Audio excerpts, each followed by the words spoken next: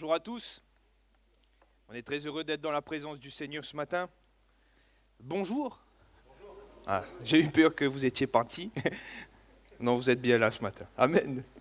On est très heureux d'être dans la présence du Seigneur. C'est une réalité, et c'est pas parce qu'on le répète à chaque fois qu'on ne le pense pas, mais c'est du fond du cœur que nous nous réjouissons d'être là.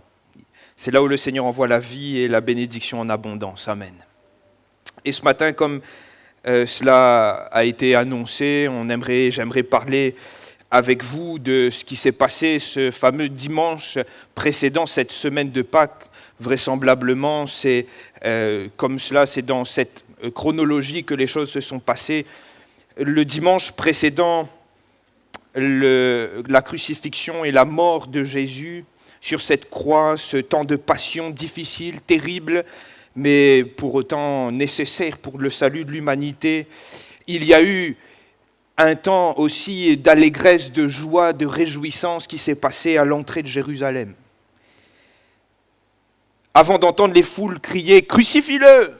Jésus a entendu les foules dire « Hosanna au fils de David, béni soit celui qui vient au nom du Seigneur, Hosanna dans le plus haut lieu céleste. » Avant d'entendre les gens le traiter d'être un malfaiteur et de le ranger au rang des malfaiteurs.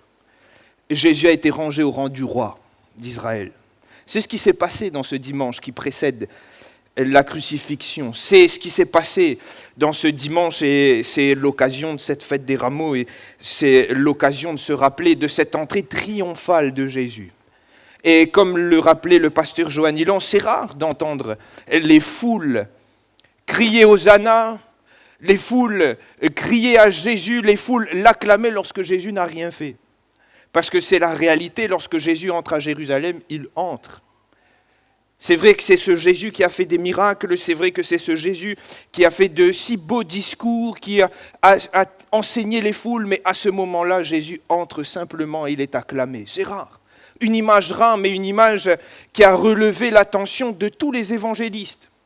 Et si je vous le dis, c'est que ce n'est pas anodin. Dans les 4 évangiles, on retrouve ce récit de l'entrée triomphale de Jésus à Jérusalem. Avec plein de détails.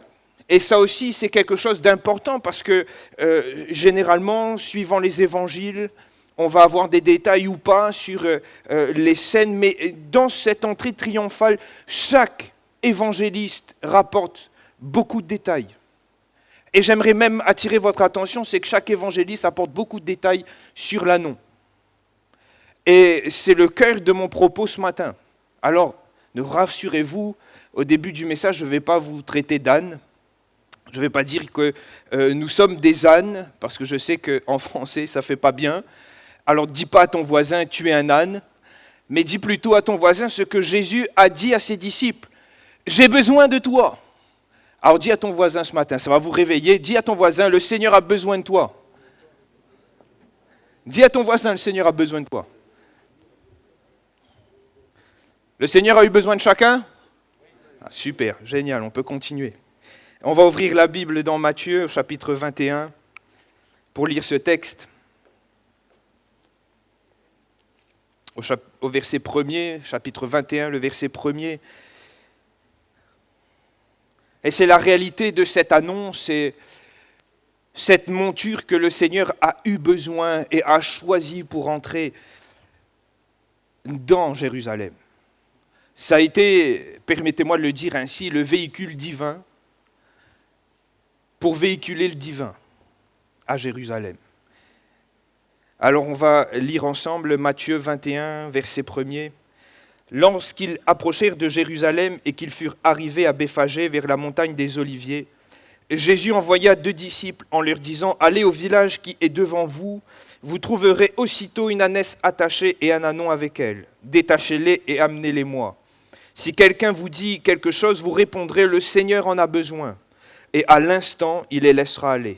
Or, ceci arriva afin que s'accomplisse ce qui avait été annoncé par le prophète. Dites à la fille de Sion, voici ton roi vient à toi, plein de douceur et monté sur un âne, sur un ânon, le petit d'une ânesse. Les disciples allèrent et firent ce que Jésus leur avait ordonné. Ils amenèrent l'ânesse et l'ânon, mirent sur eux leurs vêtements et le firent asseoir dessus.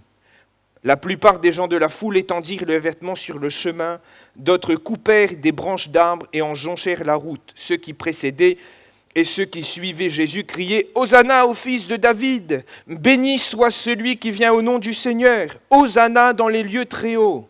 Lorsqu'il entra dans Jérusalem, toute la ville fut émue et l'on disait « Qui est celui-ci » La foule répondait « C'est Jésus, le prophète de Nazareth en Galilée. Amen. » Alléluia. Quel beau récit de cette entrée de Jésus dans Jérusalem. Et comme je l'ai dit, le choix de Jésus et ce que Jésus a envoyé les disciples chercher, c'est un ânon. Et c'est ce qu'il a qualifié, et c'est ce qu'il a dit, le Seigneur en a besoin. Ce dont le Seigneur avait besoin, c'était cet ânon. Et permettez-moi de m'arrêter ce matin sur cet ânon. Et j'aimerais, en tout cas, après avoir lu et relu ce texte, je me suis posé cette même question. Pourquoi un ânon ? Je me suis dit, Seigneur, pourquoi un ânon ? Parce qu'il faut reconnaître que ce n'est pas la monture la plus étincelante. Ce n'est pas la monture la plus caractéristique, en tout cas dans notre vision moderne du roi. On verrait plus un roi arriver sur un cheval, conquérant, guerrier, plutôt qu'un roi venir sur un ânon, le petit d'un âne. Ça fait moins reluisant, ça fait moins étincelant, mais c'est ce que Jésus a choisi. Il faut cependant ce matin remettre les choses dans le contexte du Proche-Orient ancien. L'âne jouissait quand même d'une meilleure image qu'aujourd'hui. L'âne n'était pas que cette bête de somme qu'on utilisait dans les travaux agricoles, ce n'était pas juste un moyen de locomotion, l'âne était aussi utilisé pour les personnes importantes, pour les rois comme pour les hauts fonctionnaires. C'est ce qu'on voit dans les Écritures, et lorsque vous regardez dans les Écritures, on voit à l'époque des juges, les juges utilisaient des ânes, les prophètes utilisaient des ânes. Cependant, on a peu de références de rois dans la Bible qui sont entrés sur le dos d'un âne, qui ont été sacrés rois sur le dos d'un âne. On aurait peut-être cette référence de Salomon, qui a été sacré roi sur le dos, mais non pas d'un âne, mais d'une mule.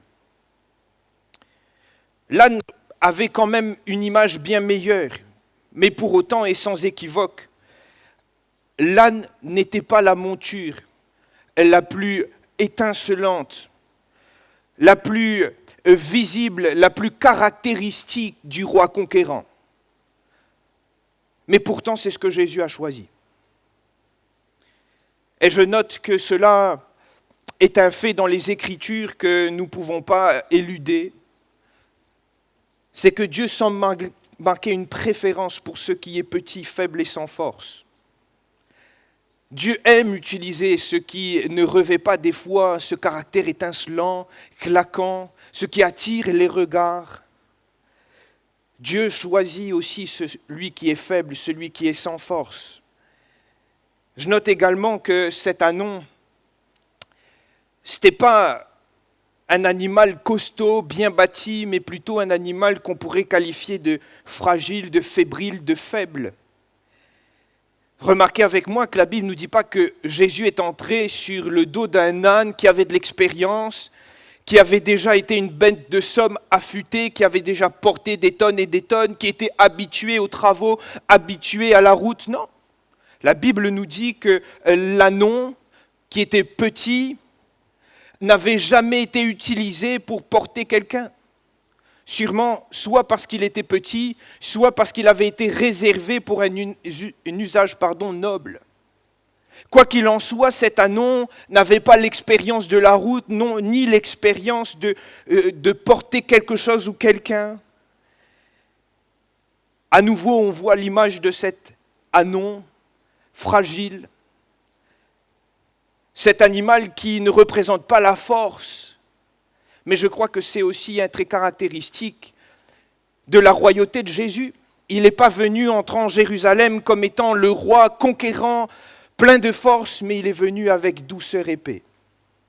Et c'est ce que Zacharie disait dans sa prophétie, c'est qu'il vient plein de douceur et plein de paix. Parce que le règne de Jésus est au final un règne de douceur et de paix. Lorsqu'il est entré à Jérusalem, il est entré plein de douceur et plein de paix.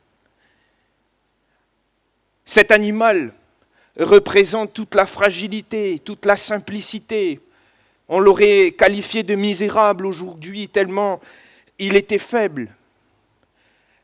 Mais si je l'ai dit et je le répète, il semblerait que Dieu aime choisir et utiliser ceux qui semblent petits, faibles et sans force. Paul le dit d'une autre manière aux Corinthiens dans sa première épître, au premier chapitre, le verset 27 et 28, il choisit les choses folles du monde pour confondre les sages, les choses faibles pour confondre les fortes, les choses viles et celles qu'on méprise, et celles qui ne sont point pour réduire à néant celles qui sont. Ça, c'est la réalité du royaume de Dieu. Et même dans cette entrée triomphale, on voit Jésus quand même utiliser un animal qui ne paye pas de mine. Et ce matin, sans vouloir traiter chacun d'entre vous d'âne,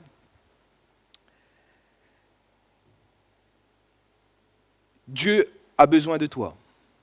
Comme il a eu besoin de cet ânon, Dieu a besoin de toi ce matin. J'aimerais ajouter, pour aller un peu plus en profondeur, que si l'âne, c'est ce que Jésus avait besoin pour entrer à Jérusalem, l'ânon avait aussi été choisi et préparé d'avance. Notez que cet ânon, ce n'est pas le choix par hasard, au pif, ce n'est pas au gré des circonstances que Jésus a dit de prendre un ânon, non. La Bible nous dit que cela avait été écrit, annoncé. Et j'aimerais même dire pour le cœur des Juifs fervents, voir Jésus entrer à Jérusalem sur le dos d'un ânon à ce moment de cette fête de Pâques. C'était pour eux le signe, c'était pour eux un rappel d'une image qu'ils avaient entendue, celle du Messie qui devait venir. Et lorsque ces Juifs pieux, qui connaissaient les Écritures, qui étaient versés dans la parole, voyaient Jésus entrer, cela était pour eux un signe du Messie qui devait venir. Et c'est ce que Zacharie avait prophétisé au chapitre 9, au verset 9. « Sois transportée d'allégresse, fille de Sion, pousse des cris de joie, fille de Jérusalem. Voici ton roi vient, il est juste et victorieux, humble et monté sur un âne, le petit d'une ânesse. » C'est ce que Zacharie avait prophétisé avec précision. Sans le moindre doute et l'ombre d'un doute ce matin, on peut dire que cet ânon n'a pas été le fruit du hasard. Il était préparé. Il avait été préparé par le Seigneur. Il avait été choisi. Avant même que Jésus vienne sur cette terre, il avait été annoncé. Et les Juifs le savaient. C'était pour eux un signe. Les détails également laissés par Jésus nous montrent que cet ânon avait été préparé. Jésus ne dit pas à ses disciples, entrez dans la ville, cherchez un ânon. Jésus va donner des détails précis, il va être attaché de telle manière. Il va être à telle manière, il va être avec l'ânesse. Il va être à la porte, attaché à la porte de la maison. Vous allez le prendre, même quand les gens vont venir vous voir pour vous dire qu'est-ce que vous êtes en train de faire. Vous leur direz, le Seigneur a besoin, ce sera suffisant. Tout avait été préparé. Et les détails que nous laisse Jésus sont là pour nous rappeler que Jésus avait préparé. Cet ânon était prêt. Cet ânon était là dans l'attente d'entrer dans le plan divin. Tout avait été calculé, préparé. Non, le Seigneur ne travaille pas au pif. Non, le Seigneur ne travaille pas au fruit du hasard, mais tout est préparé. Et ce matin, j'aimerais te dire que cet ânon, il a servi à une chose, porter Christ. Porter Christ dans Jérusalem, dans cette entrée triomphale de Jésus. Porter le Seigneur Jésus devant les yeux de ces personnes, de ces Juifs, de ces contemporains. Il a été ce véhicule divin pour véhiculer le divin. N'est-ce pas là une image de chacun d'entre nous ce matin? N'est-ce pas là non plus pour chacun d'entre nous ce que nous devons être? Ceux qui portent Christ, ces véhicules divins du message de Christ, ces véhicules du message de Jésus, le Sauveur du monde. Que lorsque nous passons, les gens reconnaissent que l'Éternel est Dieu, que Jésus est le Sauveur du monde. N'est-ce pas là pour nous le signe de ce que le Seigneur attend de chacun? de ce que le Seigneur attend de nous. Et j'aimerais même te dire ce matin, le Seigneur a besoin de toi. Le Seigneur a besoin de toi dans le royaume. Le Seigneur a besoin de toi comme étant d'un messager porteur de Christ. Le Seigneur a besoin que tu portes le Christ, tel cet anon. Le Seigneur a besoin que tu te soumettes à son autorité et que tu annonces le message bienheureux de Christ. Le Seigneur a besoin de toi comme ce véhicule divin pour véhiculer le divin. Alléluia. Et ce matin, permets-moi de te dire que tu ne peux pas dire que tu n'es pas capable, que tu es trop petit, que tu es misérable. Excuse-moi, regarde cet anon. Qu'avait cet anon de lui-même pour être choisi? Qu'avait-il pour attirer les regards? Qu'avait-il de divin en lui-même? Rien. Rien, mais pourtant Jésus, quand il a utilisé cet anon, a été un véhicule divin pour le Seigneur. Cet anon a été un fruit de bénédiction. Cet anon a été un messager. Mais de lui-même, il n'avait rien.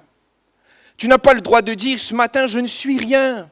Je suis trop petit, je suis trop misérable. Le Seigneur a besoin de toi, tel que tu es. C'est le Seigneur qui fait le reste. Parce que regardez, à la fin, l'anon, on ne le voit plus, on voit que Jésus. Mais pourtant, on a passé quand même la moitié du récit à parler de l'anon. Parce que lorsque nous nous soumettons à Christ, c'est le Seigneur qui fait le reste. Le Seigneur a besoin de toi ce matin. Le Seigneur veut t'utiliser. Le Seigneur veut se servir de toi, tel cet anon pour véhiculer Christ, tel cet anon pour porter le message de Christ. Ne dis pas que tu n'es pas capable. Je l'ai dit et je le répète, le Seigneur sait utiliser les choses faibles, petites, pour la gloire de son nom. Alléluia. Le Seigneur sait utiliser même les choses viles et celles qui sont méprisables pour confondre les fortes. Ça, c'est le message de Christ. Alléluia. Permets-moi aussi de te dire ce matin que tout comme cet anon a été préparé, tout comme cet anon avait été préparé d'avance, le Seigneur a tout préparé d'avance également. Si le Seigneur t'a fait entrer dans le royaume de son amour, c'est afin que tu sois messager de ce royaume. Si le Seigneur t'a sauvé, c'est afin que tu sois aussi maintenant un héros, H-E-R-U-L-T, non pas un héros fort, puissant, mais celui qui porte la parole de Christ, un messager de Christ. Regardez les disciples, Jésus les a appelés, les a enrôlés afin de les envoyer au bout. La fin de cette formation des disciples a été qu'ils soient envoyés. Et le Seigneur, s'il t'appelle et s'il te dit qu'il a besoin de toi, permets-moi de te dire qu'il a déjà tout préparé. Dieu pouvait dire à Jérémie, qui se sentait petit, faible, jeune, enfant, avant même que tu fusses dans le sein de ta mère, je te connaissais. Dieu a tout préparé. Paul pouvait le dire aux Éphésiens, nous sommes son ouvrage. Nous avons été créés en Jésus-Christ pour de bonnes œuvres que Dieu a préparées. Tout est préparé. Tu n'as pas besoin de t'inquiéter de cela. Tout est préparé. Tel l'anon qui avait été préparé, pourvu par Dieu pour cette entrée en triomphale de Jésus, tel le Seigneur est capable aussi de te préparer pour que tu sois son messager. Alléluia. Et j'aimerais maintenant m'attarder sur les caractéristiques de cet anon, cette préparation de l'anon. Parce que, je l'ai dit, il y a plein de détails, nous parlons de l'anon. Et j'aimerais tout premièrement voir avec vous que cet anon, pour être utile pour Jésus, pour être utile comme messager, comme véhicule divin, comme monture divine pour le Seigneur, il a fallu qu'il change de maître. Il a fallu qu'il sorte de l'autorité de son premier maître pour passer sous l'autorité de Jésus. Tant que l'anon était attaché à la maison de son premier maître, l'anon ne pouvait être utile à Christ. Tant que l'anon était dans le village et non pas aux pieds de Jésus, l'anon ne pouvait pas être ce transport divin. Et cela est image d'une grande réalité aussi pour chacun d'entre nous. Pour être efficace dans l'œuvre de Dieu, pour être un messager de Dieu, pour être un véhicule du message divin, il est important, j'aimerais même dire, il est indispensable d'être dans ce royaume. Pour être un émissaire du royaume, pour parler de l'amour, de la foi, il faut déjà le vivre. Pour pouvoir être efficace et efficient dans le royaume de Dieu, il nous faut avoir changé de maître, être passé de la mort à la vie, avoir accepté Jésus comme Seigneur et Sauveur personnel, avoir vécu cette nouvelle naissance et cette vie nouvelle qui est cachée en Jésus et qui est révélée par le Fils. Il nous faut à tout prix avoir changé de maître. On ne peut pas être efficace dans le royaume de Dieu lorsqu'on est encore sous l'autorité du premier maître. C'est le message de Jésus. Regardez également cette image qui a été citée tout à l'heure. Lorsque Jésus parle d'offrir son repos, il donne cette image de la bête de somme, du joug et du fardeau qu'elle porte. Il dit qu'il veut donner son joug et son fardeau, mais cela entraîne aussi une autre réalité, c'est que pour prendre le joug et le fardeau de Jésus, il fallait ôter de la bête le joug et le fardeau du premier maître. Pour vivre le repos de Jésus, même dans cette image du repos que Jésus utilise, il fallait que le premier maître lâche la bête et enlève son joug, et que le joug soit ôté et que le fardeau soit ôté. Et permettez-moi de le dire et de le rappeler que si nous voulons être efficaces, il nous faut être pleinement à Christ. Il nous faut être sous le joug de Christ. Rassurez-vous, joug doux, fardeau léger, c'est ce que Jésus a promis. Mais pour être efficace, il faut avoir rencontré Christ, être dans son royaume et avoir changé de maître. C'est le cas aussi de l'apôtre Paul, permettez-moi de le dire, cet apôtre éminent du royaume, cet homme qui a fait des choses incroyables dans le royaume de Dieu, qui a été un missionnaire puissant dans le début de l'œuvre. Il a fallu que Saul de Tarse devienne Paul. Il a fallu que Saul rencontre Jésus sur le chemin de Damas. Il a fallu que cette lumière impacte sa vie. Il a fallu qu'il change d'autorité, qu'il se soumette à Jésus-Christ. Celui qu'il ne reconnaissait pas comme étant le Messie, il a fallu qu'il l'accepte comme son sauveur. C'est alors qu'il est devenu Paul, cet apôtre, et ce messager efficace et puissant pour le royaume. Pour pouvoir être un messager efficace, il nous faut changer de maître. Et permettez-moi de le dire, il nous faut vivre la vie nouvelle en Jésus-Christ. Il nous faut accepter Jésus comme étant notre Seigneur. Et il nous faut entrer dans son royaume. Alléluia. C'est la réalité de cet anon. Cet anon a dû changer de maître. J'aimerais même dire et ajouter ce point que cet anon, au-delà de changer de maître, de passer sous l'autorité de Jésus, cet anon a dû être détaché. C'est la réalité, Jésus dresse l'image de l'anon attaché à la maison. Et pour que les disciples puissent amener l'anon à Jésus, il a fallu détacher l'anon. Alors on pourrait se poser la question, qu'est-ce qui nous attache ? Qu'est-ce qui peut nous attacher, nous qui sommes également appelés à être des messagers de Christ ? Qu'est-ce qui nous empêcherait au final, qui serait comme des liens et qui nous empêcherait d'être près de Jésus et d'être le porteur de son message ? La première chose qui nous attache, c'est le péché, frères et sœurs. La Bible nous dit que nous sommes esclaves du péché. Et si la question du péché n'a pas été traitée, on est toujours esclave et on ne peut pas être efficace dans le royaume de Dieu. On ne peut pas être un messager efficace. Si le péché triomphe encore, c'est que nous sommes encore esclaves. Et il faut être libéré des liens du péché pour pouvoir être un messager efficace. Comme cet anon a dû être détaché, il nous faut être détaché du péché. Je sais que je parle à l'église ce matin. C'est pourquoi j'ai ajouté cette note. J'ai écrit « Attention au syndrome de l'esclave détaché ». Alors je vais m'expliquer. Vous avez tous déjà vu et entendu parler de cette réalité que lorsqu'on attache un animal qui est habitué de se débattre et qui sait que la chaîne lui permet d'aller, disons-le, jusque devant les escaliers, quand on le détache, il ne sait pas qu'il peut aller au-delà de cette marche. Et il a tendance à rester dans le même périmètre que lorsqu'il était attaché. Alors ce que je veux dire ce matin, c'est qu'attention, le Seigneur nous délivre du péché.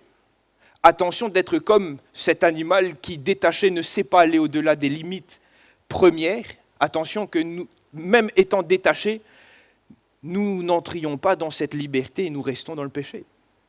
Le Seigneur, il a vaincu le péché. Et en Jésus, nous sommes vainqueurs, frères et sœurs. Mais il faut que nous saisissons la victoire. Il faut que nous aussi, nous usons de notre volonté, de notre action, afin de sortir de ce péché. Jésus a fait l'œuvre, mais il nous faut comprendre que nous sommes libres et détachés, et ne pas rester dans le périmètre, près de la maison du premier maître. Nous sommes libres. Alléluia. Pour pouvoir être utiles au royaume de Dieu, pour être un messager efficace tel cet Anon, il nous faut être libre du péché. J'ai ajouté qu'il y a aussi d'autres choses qui nous empêchent d'être pleinement libres et détachés pour le royaume de Dieu. Des habitudes, des choses qui prennent notre temps, notre énergie, des choses qui prennent la place de Dieu dans nos vies. Alors, ce n'est pas des péchés en soi, mais ces choses nous empêchent d'être efficaces. Ces choses nous empêchent d'être totalement libres pour servir le Seigneur. Ces choses sont chronophages dans notre agenda. Ces choses nous empêchent de consacrer du temps et d'être ces messagers parce que cela capte notre attention, notre énergie. Mais il faut aussi savoir se détacher de ces choses. Il faut aussi savoir se détacher de tout ce qui pourrait nous lier et nous empêcher d'être libres. J'aimerais dire que nos soucis aussi nous lient des fois. Les soucis sont comme un poids pesant, comme ce fardeau lourd sur la bête de somme, ce fardeau qui pèse et qui l'empêche justement de prendre celui de Jésus. Et il nous faut savoir aussi nous détacher, et j'aimerais dire nous décharger de nos fardeaux et de nos soucis, afin d'être efficaces, afin de pouvoir être un porteur totalement libre pour le Seigneur. Frères, sœurs, qu'est-ce qui te lie ce matin? On a déjà prié tout à l'heure pour ceux qui étaient fatigués, chargés. Permets-moi de te dire que le Seigneur a besoin de toi ce matin. Mais il faut que tu sois libre. Il faut que tu te détaches de tout ce qui t'empêche d'être libre pour être comme cet Anon messager et porteur de Christ. Alléluia. Qu'est-ce qui te lie ce matin? Le Seigneur est capable de t'en délivrer. Alléluia. Mais il faut que tu le veuilles ce matin. Il faut que tu veuilles sortir de ces liens pour être efficace et libre pour le royaume de Dieu. Alléluia. J'aimerais voir ce dernier point sur l'âne, sur cet Anon, et dire que pour être utile, pour être efficace et être un porteur efficace pour le royaume de Dieu, il a fallu que cet Anon soit dompté. Pourquoi j'ai dit dompté? Parce que, comprenez-le, l'Anon ou l'âne, ce n'est pas l'animal le plus docile, ce n'est pas la monture la plus facile à gérer, parce qu'il y a cet adage assez moderne qui dit qu'on ne fait pas boire à un âne qui n'a pas soif, parce que l'âne a ce tempérament, ce caractère d'être têtu. Il n'est pas toujours facile de faire à l'âne ce qu'on veut qu'il fasse. Certes, c'est un animal travailleur, un animal capable de porter de la charge, c'est une vraie bonne bête de somme, mais c'est un animal peu docile. Et pour que cet animal soit efficace, il a fallu que Jésus s'asseye sur l'Anon et que l'Anon marche au pas de Jésus. Et frères et sœurs, permettez-moi de le dire, n'est-ce pas là une belle image de nous? Ces hommes si têtus, peu dociles parfois, et pourtant, pour être utiles pour le royaume de Dieu, il nous faudrait nous soumettre à l'autorité de Jésus. Il nous faudrait nous soumettre à Jésus. Laisser le Seigneur nous diriger. Laisser le Seigneur nous conduire et marcher sur ses pas. C'est l'image de cet animal qui a besoin d'être dompté pour pouvoir marcher au pas et être utile.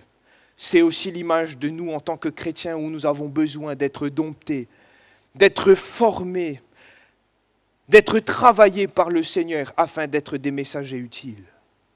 Et combien il y a du travail dans nos caractères, Combien il y a du travail à faire dans notre cœur parfois, dans notre volonté. Combien il y a du travail pour chacun d'entre nous pour nous soumettre à l'autorité de Jésus. Mais cependant, pour être utile, il faut que Jésus puisse s'asseoir sur l'ânon. Pour être utile, il faut que Jésus puisse venir en nous et nous diriger. Permettez-moi de le dire, et ça a été un reproche aussi de Jésus. On dit souvent « Seigneur, Seigneur, Seigneur ». Mais en appelant Jésus notre Seigneur, ça aussi implique notre position de vassal, c'est-à-dire de celui qui se soumet entièrement. Alors plaise à Dieu ce matin que si nous l'appelions Seigneur, nous puissions vivre aussi comme le vassal de Jésus-Christ, se soumettant pleinement à sa seigneurie, à son autorité. C'est comme cela que nous allons être utiles ce matin. Nous avons besoin que le Seigneur vienne en nous et nous conduise. Alléluia. C'est ce que le Seigneur a fait de cet ânon. Alors, ce matin, on a parlé de cet ânon. Je l'ai dit comme ça, véhicule divin pour véhiculer le divin. C'est la réalité. Cet ânon qui pouvait être méprisable de prime abord, cet ânon qui pouvait être vu comme un animal peu représentatif du roi puissant, mais symbole de la douceur et de la paix que Jésus est venu amener. Cet ânon si fragile, mais celui que Jésus avait préparé et choisi, à l'image de chacun d'entre nous que le Seigneur veut utiliser. Permets-moi en conclusion de te dire, le Seigneur a besoin de toi. Le Seigneur veut que tu sois aussi son messager, le porteur de Christ. Mais il faut que tu changes et que tu te soumettes à l'autorité du Maître. Il faut que tu sois complètement détaché et libre. Et il faut que tu laisses le Seigneur diriger. Que tu marches au pas de Christ afin d'être un messager efficace. Alléluia. Alors je l'ai dit au début, et hier je l'avais dit aussi à la fin, que je ne voulais pas vous traiter d'âne, mais je vais reprendre les propos du pasteur Johan. Vaut mieux être un âne pour le Seigneur qu'un bel étalon dans ce monde. Alléluia. Vaut mieux être un messager de Christ. Vaut mieux se soumettre et être traité d'âne que de vouloir être un bel étalon et d'être loin des plans de Jésus-Christ. Alléluia. Alors ce matin, c'est la conclusion de mon message. Le Seigneur a besoin de toi. Le Seigneur veut t'utiliser. Maintenant, la balle est dans ton camp. À toi d'être tel cet ânon, libéré, libre et disponible pour le Seigneur Jésus. Alléluia.